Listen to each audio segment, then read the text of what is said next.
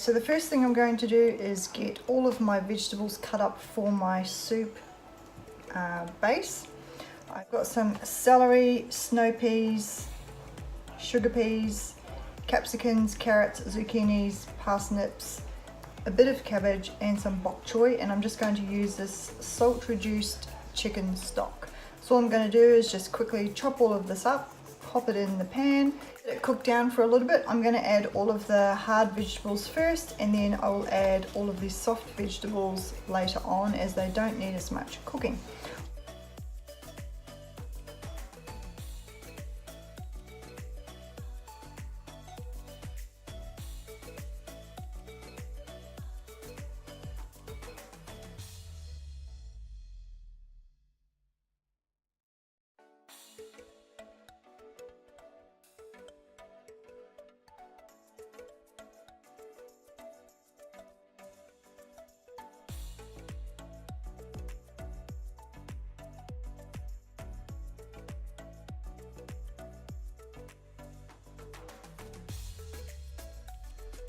Now, these are all of the softer vegetables that we will add after the carrots and parsnips have cooked down for a little bit.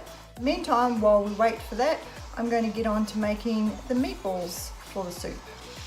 So because I'm going to make enough meatballs for meatballs with Mexican spicy sauce and meatballs for our soup, and I'm going to make enough for my husband, my son and myself for lunches, I have got 4 500-gram packets of chicken mince or ground chicken. So I'm going to pop it all into my bowl with some fresh basil that I'm going to finely chop. I'm going to add in some spring onions and probably a little bit of pepper as well. But I will chop all of these up and see what else I feel like adding once I've put them in the bowl. Okay, so what I'm going to do is I'm going to lightly spray my frying pan.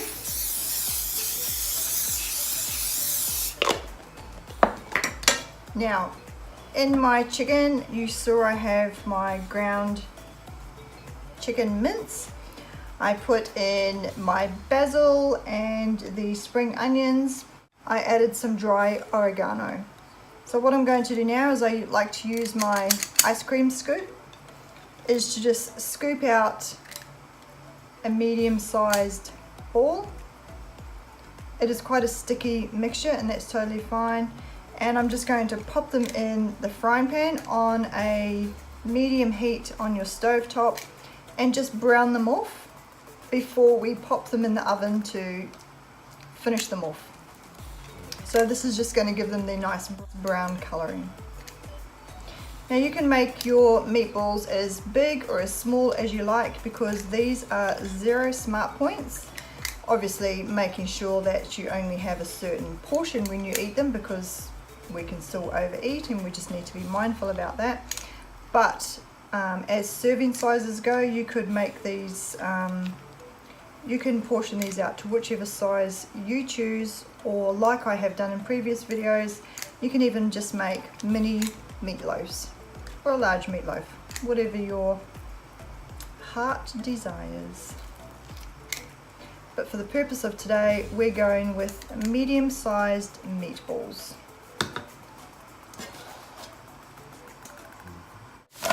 So while those are cooking, I'm just going to continue rolling out a few more meatballs. Now I've decided for the soup I'm going to go with my small cookie scoop. I think those other meatballs would be too big for the soup, and I don't want to be having massive big chunks of meatball in my soup. So for the soup, these are going to be perfect. Now I have just quickly checked the carrots and the parsnips, and they are fairly soft. So what I'm going to do is I'm going to add in all of this ingredients except for the bok choy. I don't want to kill the bok choy with overcooking, but everything else I'm going to pop into my pot with the rest of my vegetables and just let them cook down a little bit. Okay guys, so this is my first batch of meatballs that I popped on the stove. You can see that they are beautiful golden and brown. I'm just going to put those into an oven dish and we need to finish those off in the oven because those little puppies are definitely not going to be cooked all the way through. All we did there was brown them off. So I'm going to quickly do the rest of my little meatballs for the soup first, and then we'll come back and make the rest of the larger meatballs. Now those other vegetables are just about cooked, so what I'm going to do is I'm just going to quickly chop the bok choy into smaller pieces. Our little baby meatballs, I'm going to put them in the pan with the larger ones like I did before. I'm going to get on cooking the rest of the larger meatballs and we're done.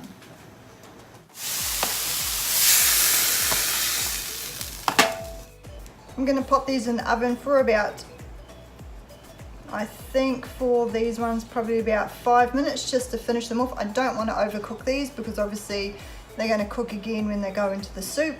And for these meatballs I'll probably do 10 minutes. You don't want to overcook them because they will become dry, but you want to make sure they're cooked enough as well. Okay, so this is the vegetable soup. These vegetables are just cooked and they're perfect. They've still got a bit of crunch in the veggies. They are delicious. I've tasted it. The seasoning is perfect. If you wanted to use salt or pepper, that's totally fine. That's entirely up to you. But I'm very happy with this soup base. It smells yummy. Now, I haven't overcooked these vegetables because obviously you don't want to cook them to death. So I've kept a bit of crunch in these veggies because that's how I like mine. But that is entirely up to you how you choose to cook yours. I'm going to ladle in my soup base into my serving containers for lunches. And then when the meatballs are ready, I'm just going to pop those on top so I can control how many meatballs we're actually getting per serve, because I don't want to be overeating the meatballs. I'm going to allow 4 meatballs per container, and for me I think that's plenty.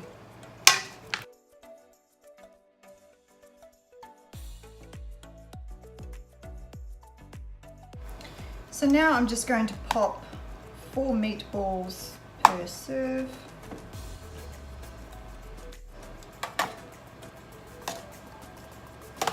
I just taste tested one of these little meatballs, and as you can see, they are juicy and delicious. They taste so good, guys. I hope you give these a try. So what we're going to do now while we wait for the meatballs is we're going to make the sauce for the regular meatballs. So I have just got 2 tins of Italian diced tomatoes.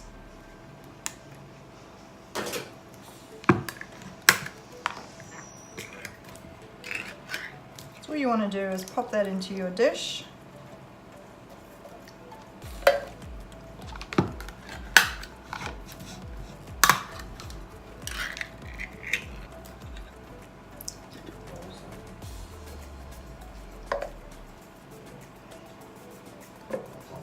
I've got a little bit of pasta sauce. I'm just going to add a tiny bit of that, not too much, probably half a jar. That will be enough. I'm going to add 1 packet of spice mix for tacos. This is mild.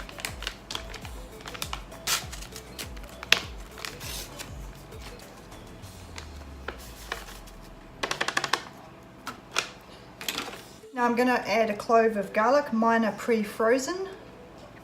And I'm going to add some mixed herbs, some dry mixed herbs. You could add oregano, basil, whatever you like. And all you want to do is pop it on the stove, heat it through, and once your meatballs are ready, you just whack them all together. It is so simple. So I am going to start preparing the meatball dishes. For my husband and I've got some cauliflower rice. Now this is cauliflower, carrots, and broccoli. So I think this is going to be really tasty. I purchased this pre-made from the store. So I'm just going to go ahead and portion these out. You'll see his dishes are much bigger than mine because I obviously don't need to consume as much food as he does.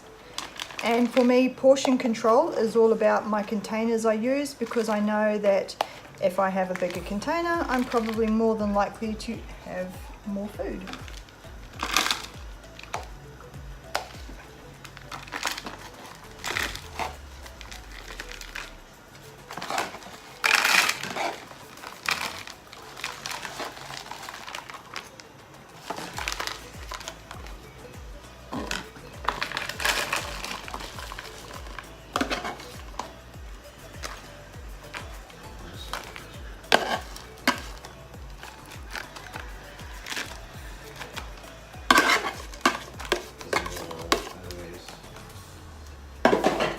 Okay, I'm also going to make some dishes up for my son and his lunch, but he's going to have rice in his containers because he seems to be allergic to vegetables. Every time we mention vegetables, he pulls the horridest faces. So, my husband and I am going to add some of this 0-point corn kernels because I like corn. I don't know if he does, I think he does, but he's getting it anyway. I'm going to divide these up. Now, I have some little meatballs left over from my soup, so I'm going to pop those in one of mine. And in my other one, I'm going to give myself 3 meatballs because they're pretty big, and actually, I might swap that out for a small one because 3 is way enough for me. And in everybody else's container, I'm going to put 4 meatballs, which is going to be plenty.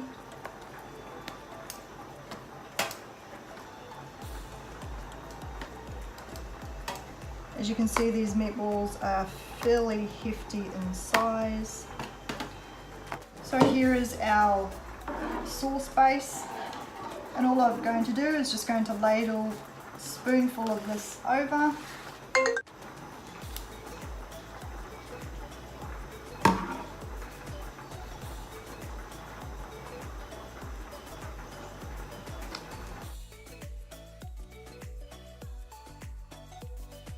When we serve this up, we will just take a little bit of sour cream with us in a small container to work and pop it on top, and it will be delicious.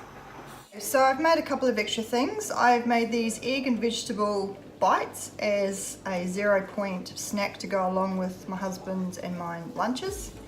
And I've also made some of these apple and raspberry muffins. These taste so good. I used a tin of store-bought sliced cooked apples, but you could totally make your own. All you would do with the apples is slice up an apple, put it in a little bit of water, maybe a little bit of maple syrup if you wanted to, reduce it down until the apples are just nice and soft, and you can use those for anything. I don't add corn flour to my apples when I make my own. It's purely just normally water, and depending on what recipe I'm using it for, I will or will not add sugar-free maple syrup. But anyway, so that's your tip if you wanted to use apples. If you don't want to use apples, you could substitute for banana. But anyway, I've decided to go with apple in mine today.